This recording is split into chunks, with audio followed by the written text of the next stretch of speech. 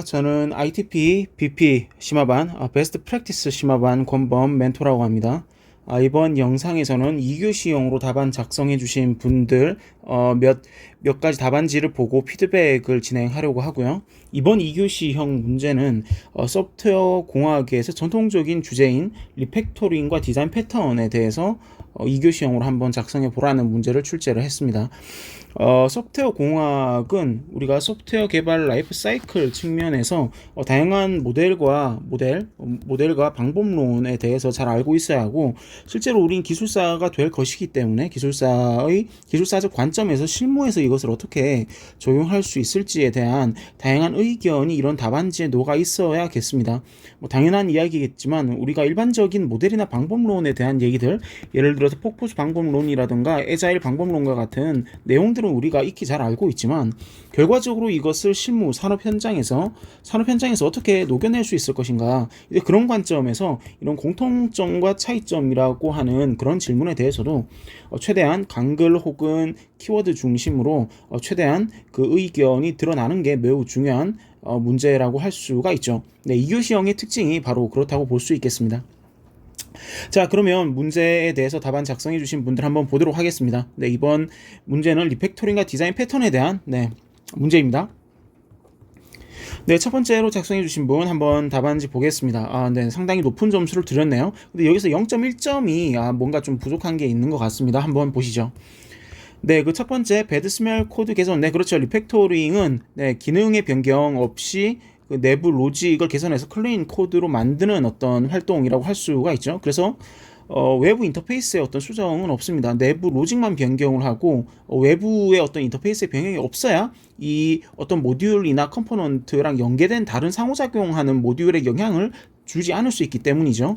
네, 당연히 이러한 어떤 리팩토링을 하고 나면 당연히 유지 보수성과 재사용성이 높아지는 건 당연한 결과인 겁니다. 네, 그래서 리팩토링은 바로 이러한 재사용성과 유지 보수성의 향상, 품질 특성의 확보와 개선을 위해서 하는 대표적인 소프트웨어 공학과 관련된 작업이라고 할 수가 있죠.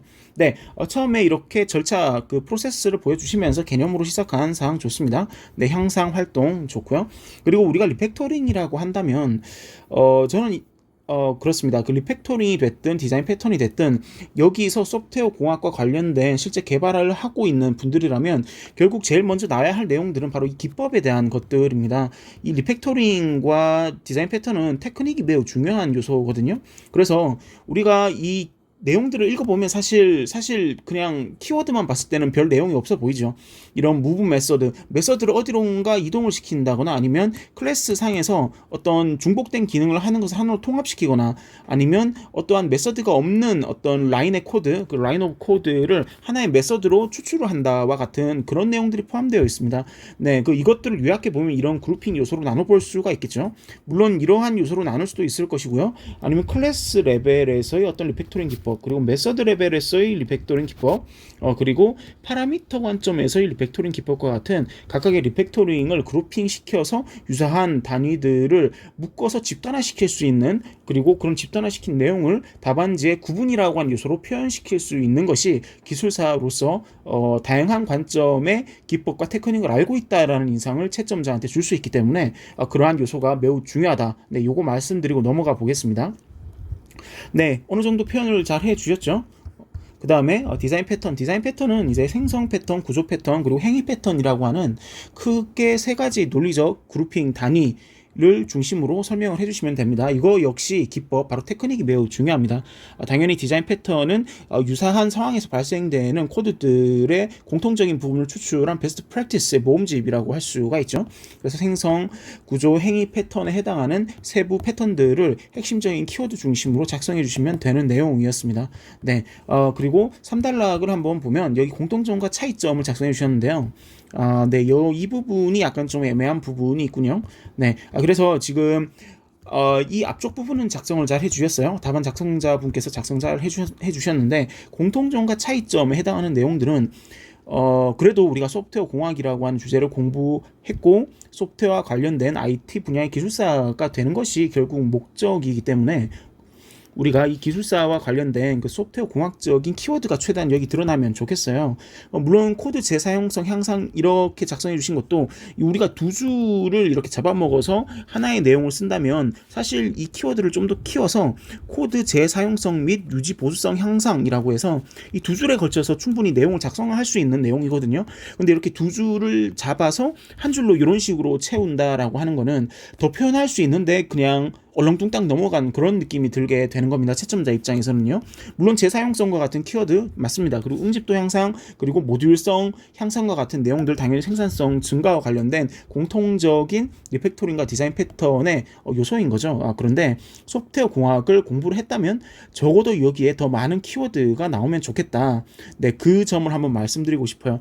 당연히 공통점은 코드 문제점을 개선하는 거죠. 그런데 이거는 상당히 추상화시켜서 두루뭉실하게 표현을 한 것이고, 코드 문제점을 개선한다는 것은 이제 앞서 여기 키워드로 이제 제시를 몇 가지 해주셨잖아요. 배드 스멜 감지, 그리고 클린 코드 달성과 같은 내용들을 사실 여기 적어주셔도 되는 거죠. 이제 클린 코드, 그리고 그린 코드와 같은 내용들, 그리고 클린 아키텍처와 같은 내용들이 좀 더 이제 한 뎁스 더 들어간 내용의 키워드들이 들어가서 여기 표현이 되면 좋겠습니다. 네, 그래서 이 부분이 아쉬워서 아마도 이제 0.1점에 해당하는 그 점수가 부족한 게 이제 이 부분에서 발견이 되는 거죠. 네, 그래서 지금 이 답안 작성해 주신 분께서는 요 부분에 개선점, 이 키워드를 한 뎁스 더 들어간 추상화된 내용이 아니라 실무 관점과 이 녹아든 키워드를 최대한 활용을 하셔서 작성을 해 주시는 것이 이제 중요한 개선 포인트라고 볼 수 있겠습니다. 나머지 내용은 좋습니다. 네. 지금 한 분의 답안지를 보는데 상당히 시간이 오래 걸렸죠. 그래서 다음 답안지부터는 좀 빠르게 넘어가 보겠습니다. 네, 두 번째 답안지고요. 이분도 14.9점이네요. 네, 한번 보겠습니다. 리팩토링 디자인 패턴 필요성. 네, 필요성으로 시작 좋습니다. 소프트웨어 개발 라이프 사이클 관점에서 코드의 중복이나 파편화가 발생하게 되면 결국 이런 걸 적용을 하게 되는 거죠.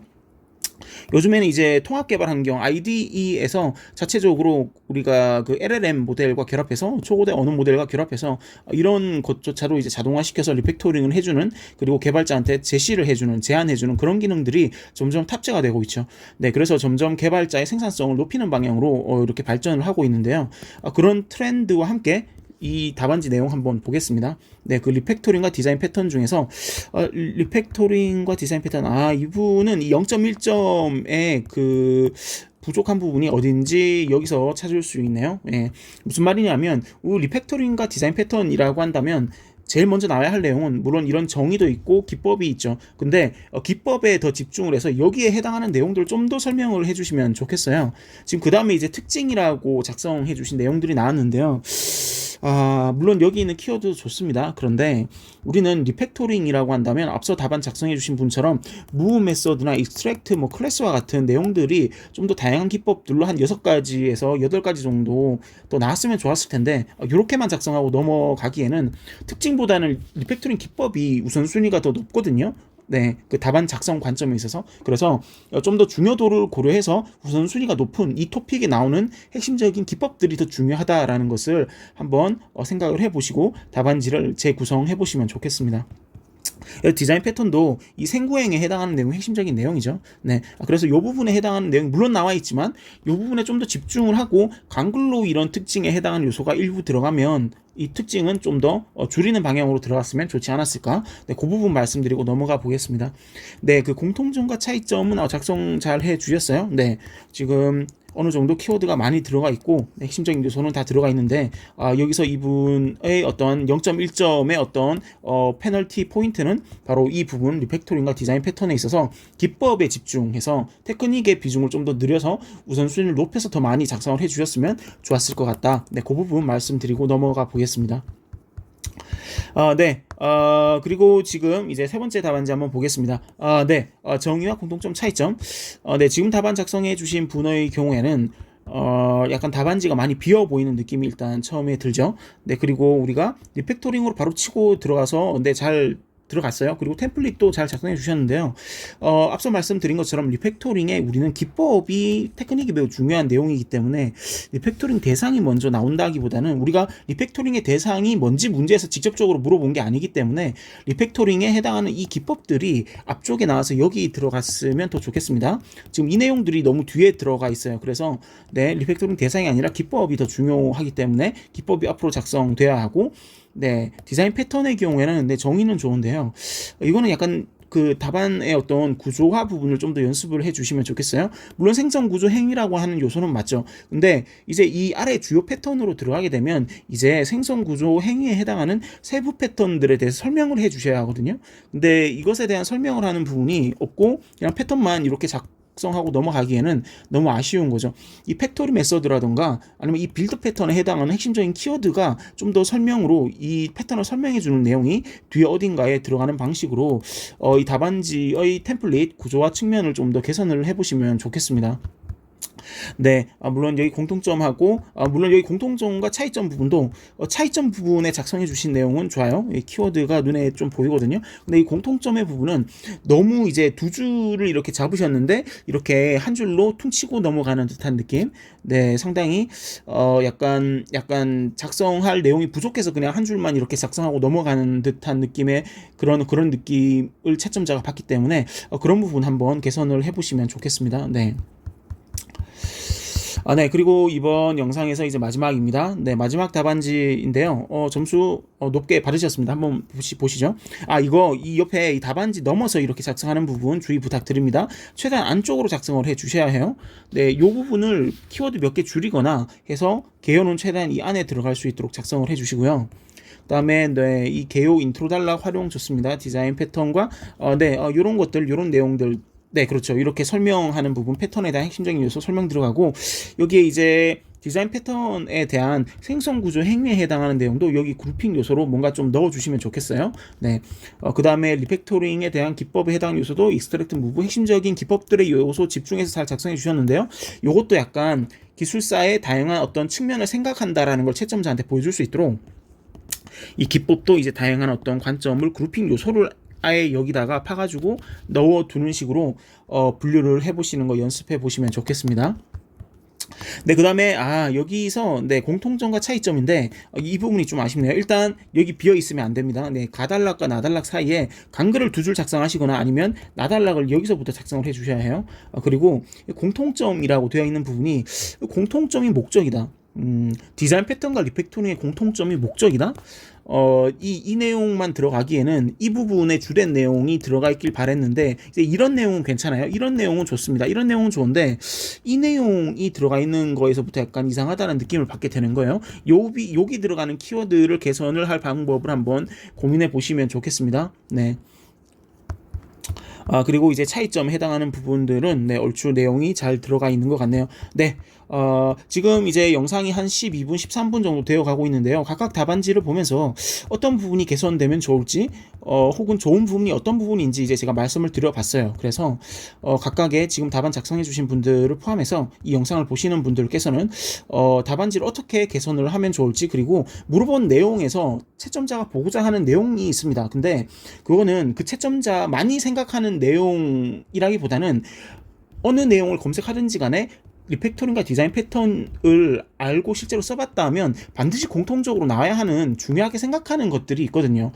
그런 우선순위가 토픽마다 다 다르다고 볼 수가 있습니다. 그래서 최대한 우리가 기술사 시험 공부를 하면서 이 토픽과 비슷한 어떤 유사 도메인에 있는 토픽 혹은 그 토픽을 잘 안다면 그 토픽에서 우선순위가 높은 내용을 중심으로 최대한 채점자한테 노출시키고 설명을 해야 한다라는 거, 이게 실제로 답안지 작성에 있어서 가장 핵심적인 요소 라는 것을 말씀드리면서 이번 영상을 종료하도록 하겠습니다. 네, 이상 ITP BP 심화반 권범이었습니다. 감사합니다.